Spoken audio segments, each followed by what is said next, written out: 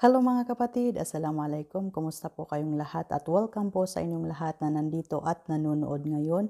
Kung baguhan ka po dito sa aking channel, my name is SHOPPEWISE and welcome aboard. If you are into skincare, if you are looking for some products review, Arabic tutorials, and sometimes hijab tutorial, my friend, you are in the right place. Mag-subscribe na po simply by clicking that red subscribe button at i-activate nyo na rin po yung bell button na yan para ma-notified po kayo tuwing meron akong bagong video. In today's video po mga kapatid ay meron akong isang product na i-share sa inyo na makakatulong po sa inyo if you are suffering from acne, malassezia folliculitis aka fungal acne, or kung meron po kayong mga tiny bumps sa inyong face, or kung nagkaroon po kayo ng side effects gawa ng paggamit ng BL cream, makakatulong po sa inyo ang video na ito, kaya please keep on watching.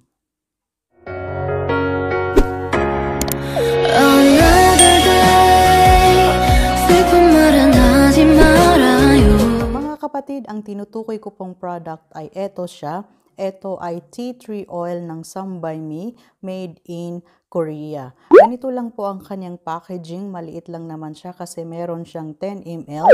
Nasa bottom part po yung kanyang expiry date at saka mostly Korean letters po yung nakasulat kaya hindi ko alam kung anong nandyan. Nag-research na rin po ako sa mga ingredients nito. Ito po, meron din siyang ganito. Ayan, nagawaan ko na rin po ng video kung para saan ito at dito nyo po malalaman kung authentic ang product na nabili ninyo from Some by Me. Ilagay ko po ang link ng video dyan sa description box. At ito po ang laman ng maliit na karton na ito.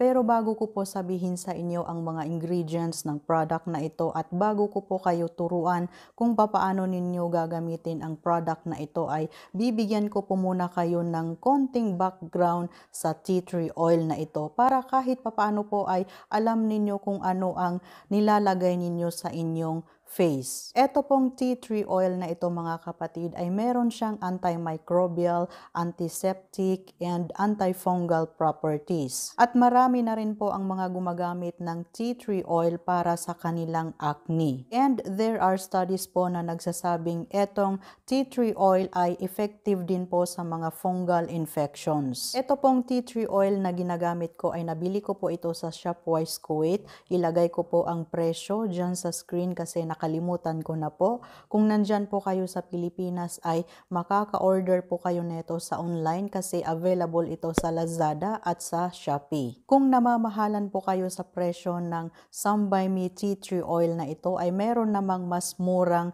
product kagaya po ng Human Nature tea tree oil. Meron din po ang The Body Shop tea tree oil, which is available din po ito lahat sa Shopee at saka sa Lazada. So gaya po ng sabi ko kanina na nag-research po ako sa mga ingredients ng product na ito kasi gaya po ng nakikita ninyo, lahat Korean letters po yung nakasulat dito sa kanyang cartoon. Ayon po sa aking research, ang pinakauna sa ingredients ng product na ito ay ethanol, which is ito po ay isang alcohol na medyo nakaka-dry po ito ng skin. Pero bumawi naman po siya kasi meron siyang butylene glycol or butylene glycol, meron siyang panthenol, meron din siyang allantoin, which are mga moisturizers po ito sa skin. Meron din po siyang tea tree leaf oil, 15%, at saka meron siyang tea tree extract, 994 ppm. So, paano po ang paggamit ng tea tree oil na ito? I-remind ko po kayo mga kapatid na itong tea tree oil ay isang essential oil na pwede pong makairita ng skin lalo na sa may mga sensitive skin. Ang paggamit ko po ng tea tree oil na ito ay pinapatak ko lang sa aking fingertips, then ipapahid ko na sa merong affected area or kung saan meron yung pimple. Pwede naman po kayong gumamit ng Q-tip or cotton. Doon lang po ninyo ipatak yung tea tree oil na ito, then i-apply nyo na po sa inyong acne or sa pimples.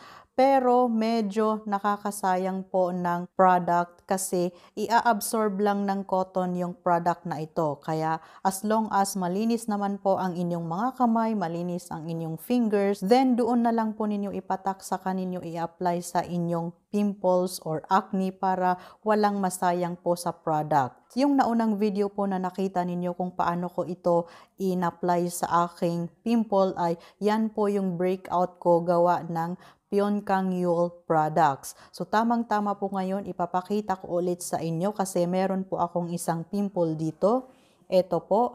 Ito sana yung naging dark spots na gawa ng PYUNKANG products pero tinubuan ulit sa gilid noong dark spots ng isa pang acne or pimples. So ayan, mapula yan siya at saka medyo pointy yung texture kapag hinahawakan ko ng ganito at masakit. So ngayon po ipapakita ko sa inyo kung paano ko ito gagamitin. Malinis naman po ang aking fingertips or ang aking mga kamay kaya ipapatak ko na lang diretso dito.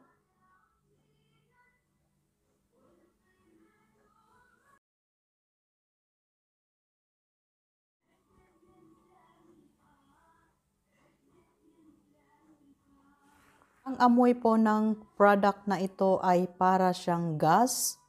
Hindi po siya mabango. Hindi ko rin gusto yung kanyang amoy pero ang gustong-gusto ko po sa products na ito nung ginamit ko ito doon sa aking breakouts gawa ng PYUNKANG products. 3 araw lang po ang paggamit ko ng product na ito. Umaga at gabi ay natuyo na agad yung aking pimples. Kapag ipinahid din siya or kapag in-apply din po siya sa acne or pimples ay medyo mahapdi sa pakiramdam pero saglit lang naman at mawawala din ito agad. Kung first time ka po nagagamit ng tea tree oil ay gamitin lang muna ito sa gabi. Pwede mo rin itong ihalo sa iyong moisturizer. Patakan mo lang ng isang patak ang iyong moisturizer. Paghaluin mo sila sa iyong palm, then saka mo i-apply sa affected area sa iyong face. At ang isa pang pinaka-safe na paraan para gamitin ang tea tree oil na ito ay i-dilute ito or ihalo ito sa iba pang oils kagaya ng jojoba oil, kagaya ng avocado oil. Ang isang patak ng tea tree oil ay haluan ito ng 6 na patak ng jojoba oil or avocado oil, saka ito ihalo sa iyong palad, then saka na ipahid sa affected area ng iyong face. Ang maganda dito sa tea tree oil na ito ay magagamot nito ang acne, malassezia folliculitis, aka fungal acne, or kung meron kayong mga tiny bumps sa inyong skin, or kung nagkaroon kayo ng side effects gawa ng BL cream, naku, suggested ko at saka highly recommended ko itong tea tree oil na ito. At huwag niyo pong kalimutang mag-sunblock sa umaga at mag-patch test po kayo ng product na ito, lalo na kung meron po kayong mga sensitive skin para hindi po mairita ang inyong skin. Mga kapatid, meron po akong mga iilang tips sa inyo kung gagamit po kayo nitong tea tree oil na ito. Dahil ang tea tree oil po ay merong tendency na mag-oxidize, ang bilihin po ninyo na product ay yung merong bottle na parang ganito, yung hindi clear po yung kanyang bottle.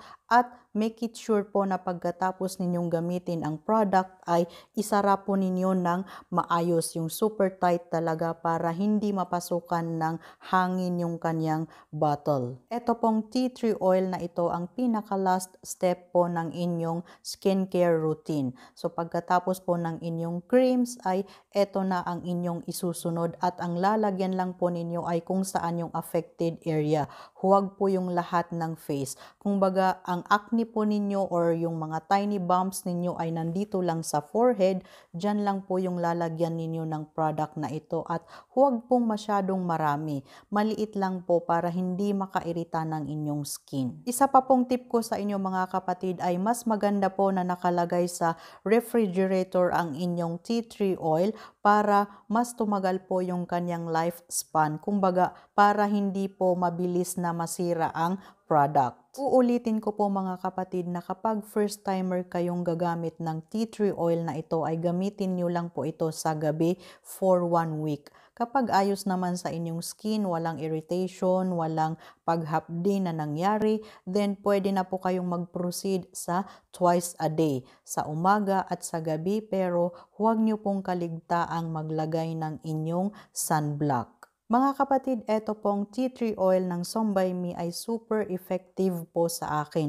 Nakita ko talaga yung pagtuyo agad ng aking pimples at saka nawala po agad yung inflammation sa aking breakouts. Kung nandito po kayo sa Kuwait at gusto po ninyong mag-order, sa SHOPPEWISE Kuwait na po kayo mag-order at huwag nyo pong kalimutang gamitin yung code ko para magkaroon po kayo ng discount, para magkaroon po kayo ng mga libreng face mask. Kung hindi pa po ninyo napapanood yung nagawa kong video about SHOPPEWISE Kuwait at saka yung code ko, ilagay ko po yung link ng video dyan sa description box. So mga kapatid, sana po ay makatulong sa inyo ang video na ito. Kung meron po kayong experience about tea tree oil, mapa SOMBAYME, Human Nature, or The Body Shop, mag-comment po kayo sa comment section natin sa baba para magkaroon po ng idea yung iba kung papaano ninyo ito ginamit or kung naging effective din po ba ito sa inyo. Kasi para po sa akin, itong SOMBAYME tea tree oil ay super effective po sa akin. I hope you liked this video mga kapatid. If you do, din wag nyo pong kalimutang i-like.